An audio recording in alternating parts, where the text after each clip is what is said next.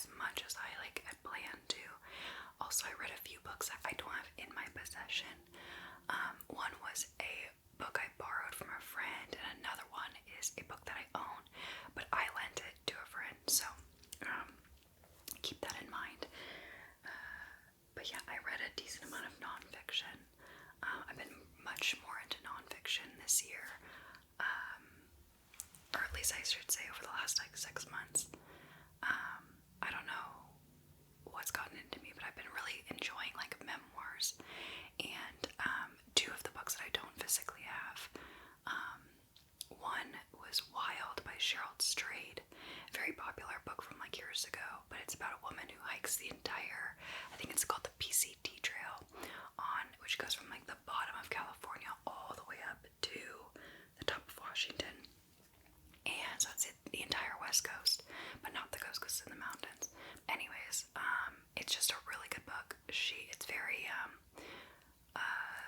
coming of age kind of, very inspirational, and I just really enjoyed it. So that was a super good book that I read, and I wish I had it, but that was the one that my friend lent to me. So great book though if you haven't read it. Another book that I read that I lent to somebody and is now one of my favorite books is called Born to Run. I forget who it's by. I should have looked this up before I started talking about it, but whatever, it's fine. It's called Born to Run. It's fantastic. It's a nonfiction book about a few different things, but all under the umbrella of running. Now, I'm not a big runner, and right off the cuff, the book doesn't sound like a book that I would be interested in reading in any way, shape, or form. However, the book was so good. Not only was it just riveting, but essentially it talks about this tribe in Mexico called the Tarahumara, and they run in sandals, and they run massive distances, and they're totally fine. I'm talking 100 miles at a time, and it was just really interesting. It was a book about them, but also about long distance running, extreme running, running barefoot, and it was it delved into the science of why we should run barefoot, and it was just fascinating, honestly. And I've actually started running barefoot on my treadmill, and I felt so good, but I'm not going to get into that. This is a book video, but I highly recommend that book, and I would have it here to tap on and show you, but I lent it out. So, but I think that's the joy of book lovers, is sharing books that you love and having them read it, and you guys can talk about it. That's just one of the best things about reading books. So anyways, I'm going to start with the book I'm reading now. It's actually, I literally just finished this book today, so I'm not technically reading it now. So I'm actually going to start another book, but I read this book. This is The Magpie Murders by Anthony Horowitz. This is the first of a series. There's only 2 out. I don't know how many there's going to be, but it's a murder mystery, and the cool thing about this book is that it's a book within a book. It's like a little Russian doll. But it's about this editor who works for, or I guess works with a writer, and he has a best-selling murder mystery series.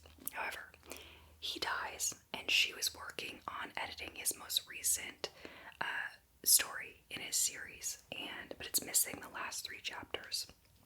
So you read the story, the actual book that he wrote in this book, while also reading the story that this author wrote. That sounds super confusing, but I've never read anything like it. It was cool. It wasn't my favorite, and I think I rated it 3 out of 5 on Goodreads, and my reason being is I felt like there was a lot in it that was unnecessary, and 2, I wanted to like it. The concept is very cool. The book within a book is very cool, but the problem with that is that it doesn't, I forgot I was supposed to be tapping on this, it doesn't give you time to let the characters marinate, and so it's just a lot backed in, and I didn't like any of the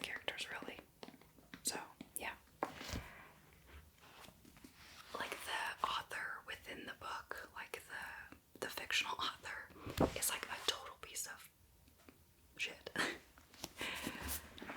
And it's just like, you know, I get that he died, but like, do we care, you know? So I don't know. It's a fun murder mystery and it's very unique. I wouldn't say I don't recommend it. I just think personally it wasn't for me, and I won't be reading the second one. But it's got good ratings, and everybody really likes it. So this is one of those books that I would say, like, don't listen to me on this one. Like, form your own opinion about it. I thought it was okay. That's where I'll leave it.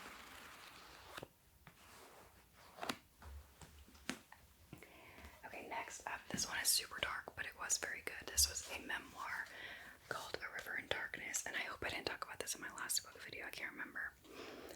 But it's essentially about a guy that escaped North Korea, and it's his memoirs, or I guess you would call it autobiography, about his, no, I guess it's a memoir, of his escape from North Korea, like his life in North Korea and everything, and it was just fascinating because I think the craziest thing about North Korea is that we don't know anything about it. Like, it's so shut down and like sheltered that like it's hard to know anything about them, and it feels like an unreal place sometimes.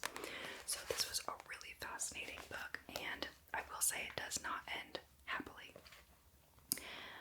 but it's very good and it's super short. So if any of that interests you, I highly recommend it. He is Korean, actually he's Japanese and Korean, but so this was not originally in English, so it is translated to English. So it's not like the best, it's not the most well-written book, however, it's just the story and it's just fascinating. So if you have any interest in learning about that, I highly recommend this one.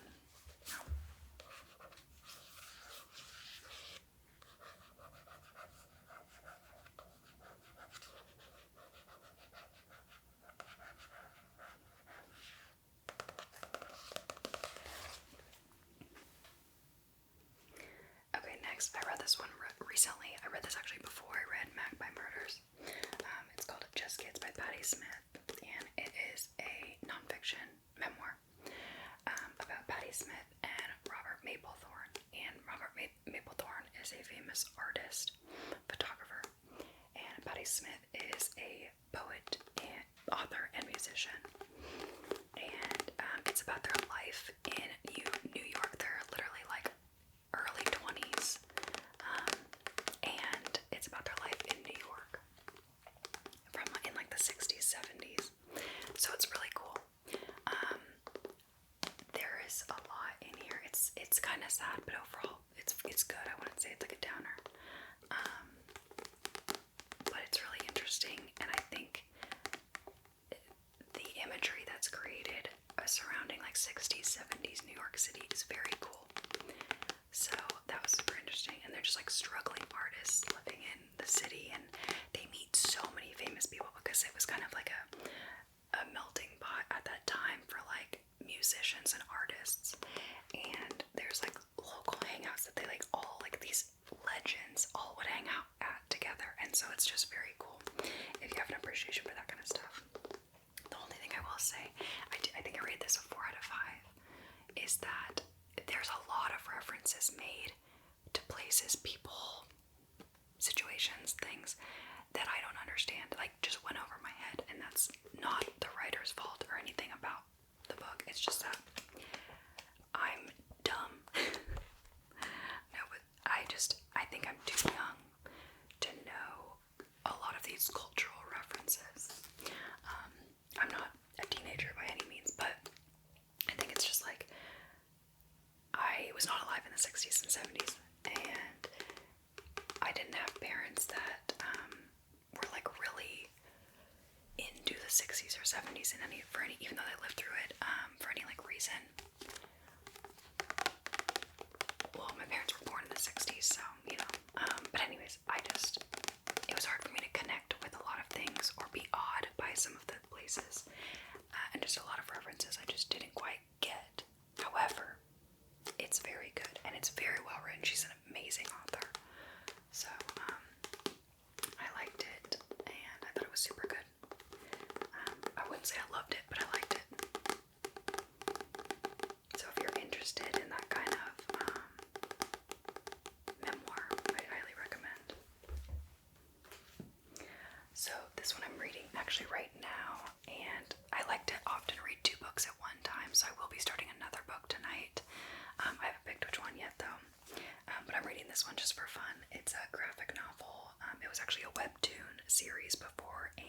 got so popular that they decided to make it or print it. You've probably seen it, the Lore Olympus, and it's good. I'm about halfway through, and it's fun. The artwork is very unique. I have not seen any artwork similar to it, but I like it. It's fun, and it's like a modern new take on Greek mythology, so Greek gods and goddesses, which is very popular right now.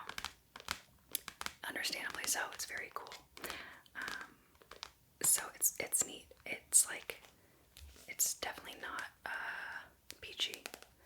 It's not like super raunchy or anything, but I wouldn't say it's for kids.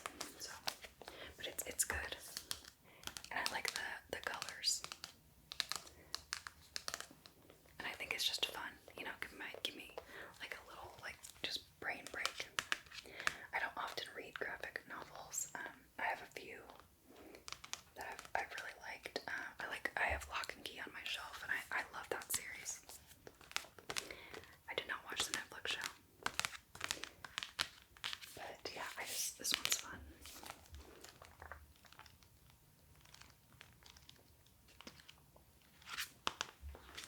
So yeah, it's good.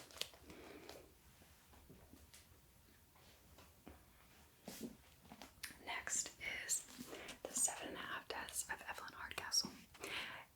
One of you guys recommended this to me. I don't remember who it was, but thank you for the recommendation. This book was so crazy. It did not end how I expected it to. While I was reading this, I didn't know what the heck was going on, honestly. I didn't know, like, most of the time what was going on. It jumped around a lot. But what I will say is that the ending was really cool. Once I, like, realized what was going on, I realized I'm being very mysterious. Once I realized what was going on, I was like, okay, that's a really cool concept for a book. Very original. My one complaint is that it jumped around so much that it was a little confusing. So that irked me. Other than that, I thought it was good. So I'm going to explain this without giving anything away, which is tough to do. So essentially, there is a gentleman who wakes up in the forest, and it's like, I don't know what year, but I want to say early 1900s, late 1800s maybe. Anyway. And essentially it's like Groundhog Day. He keeps living the same day over and over again, and he finds out that he has to like solve the murder of Evelyn Hardcastle. And he has to solve it within so many days, but he literally relives the day in different bodies of people that were there. It's kind of crazy, honestly. It's a little complex, but it's good. And you have to pay attention because it jumps around between the different days and the different people that he's inhabiting, the bodies that he's inhabiting, that you can get lost a little bit, but it's interesting. And I was like frustrated, like a good frustrated, because I was like, why does he have to do this? Like, why is he here? And so it was interesting, definitely unique, unforgettable, I will say. It was pretty good. Yeah, I liked it. Very unique.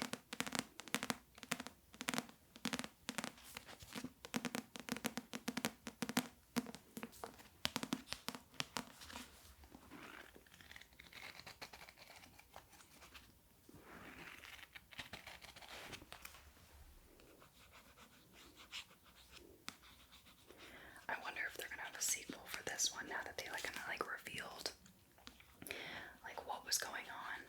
It doesn't necessarily need a sequel, but I think it would be cool. It'd also be a very cool concept for a movie. I don't know. I can't give anything away, so you'll just have to read it.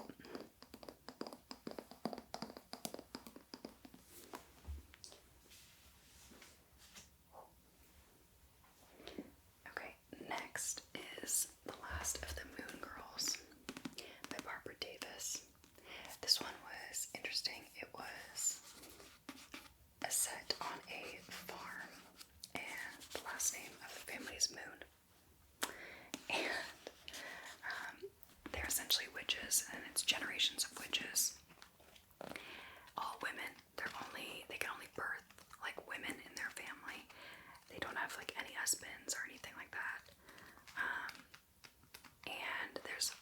essentially it's down to like the, I don't know, great granddaughter who, she actually lives in New York, and she's like a successful perfumer, fragrance person, I don't know.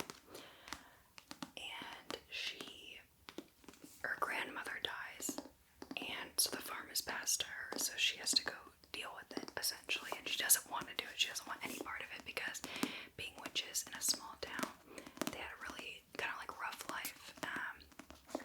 People were, weary of them, and it made life difficult. So when she was of age to go out on her own, she was like, I'm not gonna be that girl anymore. I'm moving on. I want to have a normal life. So anyways, it's good.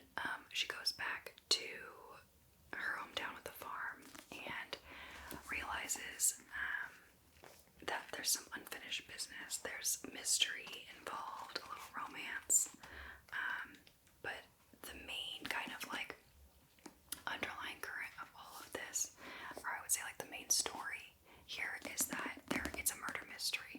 So I don't think I'm giving anything away by saying this, but back in the day when she was a little kid, two teenage girls were found dead in the lake on her property. So of course they were like, oh, the witches murdered these girls, and the murder was never solved. They never figured it out. So the grandmother had like a terrible reputation because they blamed her, essentially. Now that the grandmother has passed away, the granddaughter is like determined to solve this mystery, to kind of like set her grandmother's spirit free. So it's pretty witchy, but mostly it's a murder mystery, I would say. So it's good. I didn't feel like it was like a love it book, but I liked it. If you like mystery and witchy stuff, you'll like this.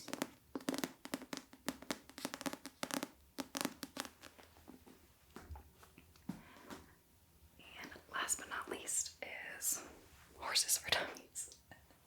I read this book recently, and I won't delve into it too much. I think everyone knows what these books are about.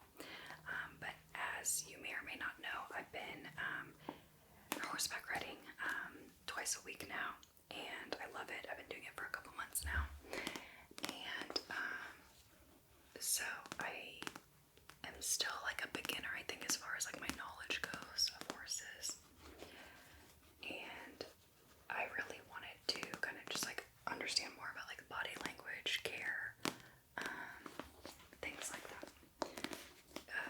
So anyways, I got this book just kind of like, I thought it'd be a good basic knowledge. There was so much in it that I did not need, or that I already knew, and it was good. It was fine. Good book. I think I would like to find more books that are more focused on, like I said, more like